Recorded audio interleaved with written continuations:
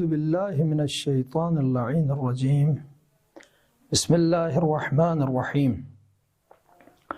شہر رمضان الذی انزل فیہ القرآن۔ تمام مؤمنین اور مؤمنات کو ماہ مبارک رمضان کی آمد کا پیشہ پیش مبارکباد عرض کرتا ہوں، اور خداوند متعال سے دعا ہے کہ ہم سب کو اس مہینے کی روحانی برکات سے مستفیض ہونے کی توفیق عنایت فرمائیں۔ انشاءاللہ ہم اپنے محترم ناظرین کے لیے اس مبارک مہینے میں ماہ مبارک رمضان کے روزوں کے حوالے سے احکام شرعیہ بیان کرنے کی کوشش کریں گے۔ آج ہم دو اہم مسائل کی طرف اپنے ناظرین کو متوجہ کرائیں گے۔ نمبر 1، یوم شک کی نیت۔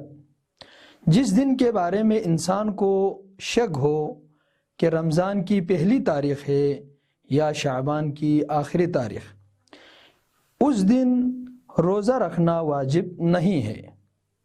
اگر اس دن کوئی شخص روزہ رکھنا چاہے تو رمضان کے روزے کی نیت سے روزہ نہیں رکھ سکتا ہے، بلکہ شعبان کی آخری تاریخ کا مستحب روزہ یا قضا وغیرہ کی نیت کریں۔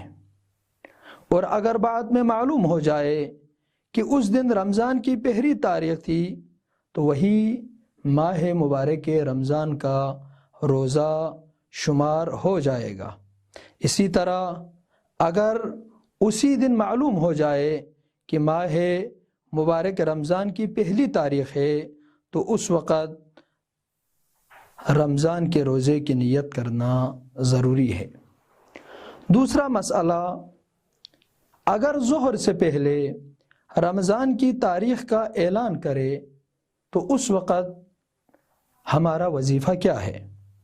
فرماتے ہیں اگر مبطلات روزہ میں سے کسی ایک مبطل کا مرتکب نہ ہوا ہو تو احتیاط واجب کی بنا پر روزے کی نیت کرے اور روزہ رکھے اور بعد میں اس کی قضا بھی کرے۔